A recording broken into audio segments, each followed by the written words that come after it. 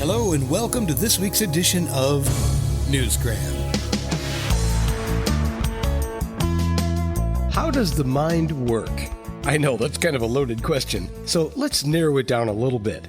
How do dreams work? They're influenced by the physical self, right?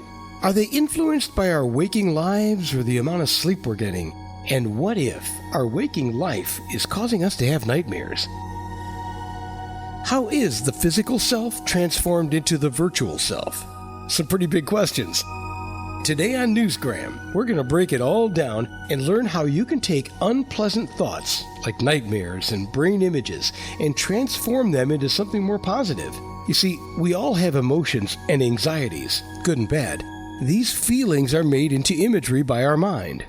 And that can be visual, it can be tactile, touching, it can be sound, and it can be smell or taste as well. But usually it's visual or it's auditory.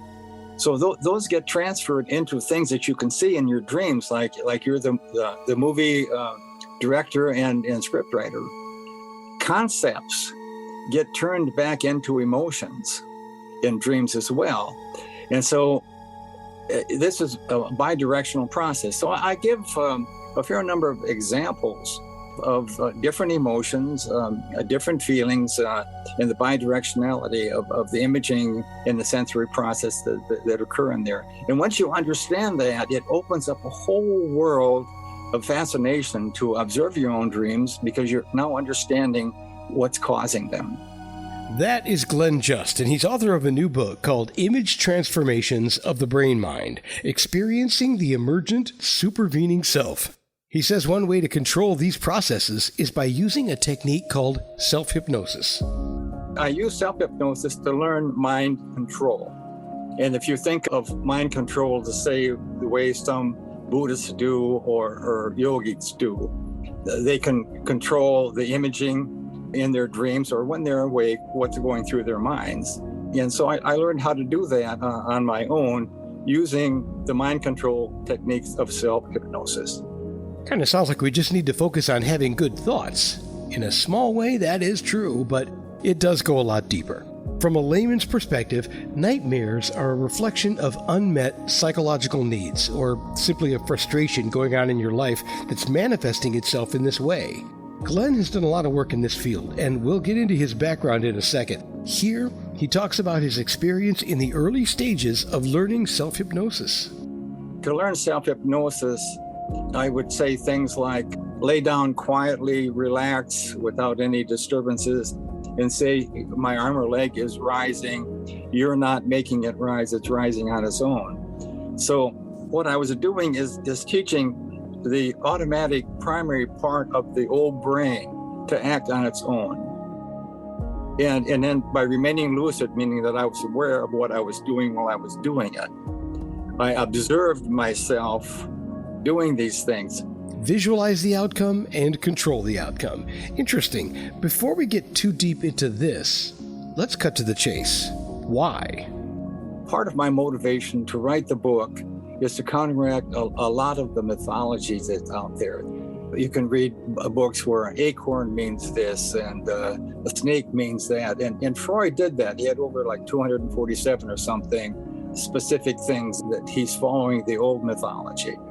And if you're caught up in that mythology, give it up and learn how the transformations actually occur so you can deal with your own anxiety, lead a better life, and have more insight into who you are and who your fellow human beings are. Knowledge is power. The more we understand about our own mind, the better equipped we are to deal with our own personal issues. Now, this is no substitute for professional help, but personally, I do like to arm myself with enough knowledge to try and understand what's happening with me. If I can avoid medication with a holistic approach, then I try and do that. Once you have some understanding of things, then you can compare notes with a professional and hopefully not be told that you're completely wrong, because that has happened to me. Anyway, the good thing about Glen is that he does have some experience. He's written a number of books, and if you just Google Glen Just, you'll see exactly what I mean. The thing I found most interesting about him is what triggered his curiosity. It was an event that occurred when he was just 1.5 years old. I had my first altered experience about 1.5 years of age when I had a near-death experience, and the doctor pronounced me dead, and I went off to what I described as a journey to heaven, typical tunnel type of experience where you see light at the end and figures show up that I identified as angels, but they were dressed like my aunts and uncles and about the same age. Glen had a life-altering event, and it sent him down a path of discovery.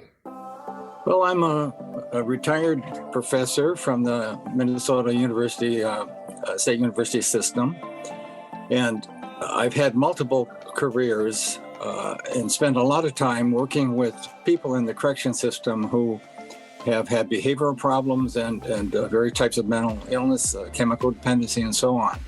So throughout my life, I've taught and researched and developed treatment programs in these areas. When I wrote my autobiography in 2009, I realized that the type of experiences I've had throughout my lifetime are rather unique in that they go across a vast number of altered consciousness experiences that people have historically and across the world and in different cultures. And my background is in psychology, sociology, and anthropology. So I've moved across world cultures historically. I've spent a fair amount of time with inner city people, with the old Department of Health, Education, and Welfare, and about 10 years teaching on the reservation, doing work with Indian students, becoming familiar with the kind of abuses and histories they've had, and my introduction to shamanism and was with primarily the Winnebago and the Lakota people. Glen Just is a lot more than just an author. He's someone worth knowing. He's willing to share what is tantamount to a lifetime of experience in his new book, Image Transformations of the Brain-Mind, Experiencing the Emergent Supervening Self. I've had a bit of a unique background. Yeah, to say the least. And isn't that what Newsgram is all about? Interesting people that you need to know. Glen's books are all available online at Amazon, Barnes & Noble, and plenty of other places in varying prices to fit your budget. And because he does have a book with a very long title, we put a link to some of the places you can purchase his book in the show's description. And that will do it for this edition of Newsgram from webtalkradio.com.